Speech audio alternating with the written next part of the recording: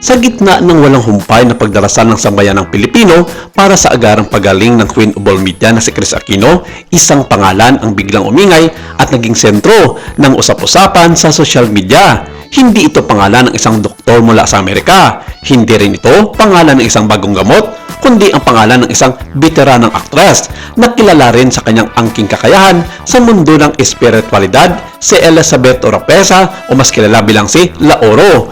Marami ang nakakilala sa kanya bilang isang mahusay na kontrabida o bida sa pelikula, ngunit sa likod ng kamera, si La Oro ay kilala rin ng marami bilang isang healer at spiritual guide. Dahil sa desperasyon ng mga fans ni Kris Aquino na makita siyang gumaling mula sa kanyang mga autoimmune conditions, bumuhos ang mga mensahe at pakiusap kay Elizabeth Oropesa. Ang sigaw ng bayan, tulungan mo si Kris Aquino. Ngunit sa isang bagong payag, binasag ni La Oro ang kanyang katahimikan. Inilatag niya ang katotohanan, ang proseso at ang mabibigat na dahilan kung bakit hindi siya maaring basta lamang pumasok sa eksena at gamutin si Kris Aquino sa kabila ng kanyang kagustuhang tumulong. Narito ang malalim na pagsusuri sa kanyang naging payag, ang mga kondisyon ng espiritual na panggagamot at ang aral tungkol sa karma na dapat nating lahat na matutunan. Hindi makakaila na si Kris Aquino ay malapit sa puso ng mga Pilipino. Sa bawat update tungkol sa kanyang kalusugan, buong bansa ang nakatutok. Dahil sa harap ng kanyang pinagdadaanan, ang pagbagsak ng katawan at sunod-sunod na autoimmune diseases, marami ang kumakapit na sa kahit anong posibleng solusyon, mapasensya man o alternatibong paraan. Dito pumasok ang matagahanga ni Elizabeth Oropesa. Alam ng marami na sila Oro ay tinatawag na gift o kakayahan sa alternative healing o remote viewing at astral travel. Kaya naman dagsa ang ma-request sa kanya, La Oro, baka ikaw na ang sagot. Pagalingin mo si Kris. Ngunit ayon kay Elizabeth Oropesa, hindi ito parang food delivery na kapag in-order mo ay darating agad. Ito ay isang sagradong proseso na nangangailangan ng matinding paggalang sa mga batas ng espiritu at ng universo. Sa kanyang payag, diretsahang sinabi ni Elizabeth Oropesa, maniwala po kayo sa hindi, gusto ko po siyang tulungan, pero maraming bagay po ang kailangan at nakasalalay bago ko siya matulungan.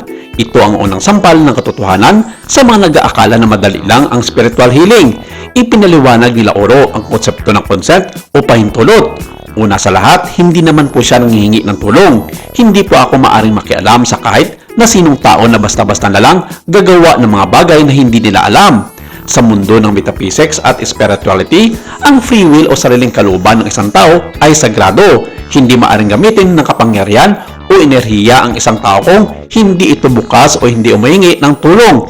Ang pagpasok sa enerhiya ng isang tao nang walang paalam, kahit pa maganda ang iyong intensyon, ay itinuturing na spiritual trespassing o panghimasok. Si Kris Aquino, sa pagkakaalam ng publiko, ay may sariling matibay na pananampalataya at nakadepende sa siyensya at medisina. Kung hindi siya mismo ang lalapit o magbabukas ng pinto para sa ganitong uri ng lunas, walang magagawa ang sinumang mga magagamot, gaano man ito kagaling.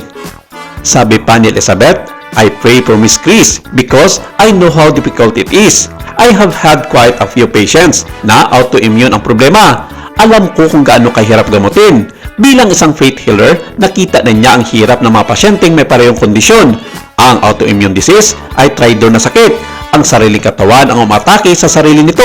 Mahirap itong gamutin, physical man o spiritual. Sinabi rin niya na sa kabila ng hirap, maswerte pa rin si Kris dahil mayroon siyang resources. Salamat na lang siya sa Diyos at siya binigyan ng kakayahang magkaroon ng sapat na pera para gamitin at maipambayad sa mga kwalipikado at magagaling na doktor.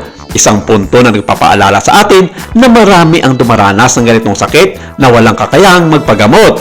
At ito ay isang bagay na dapat ipagpapasalamat ni Kris.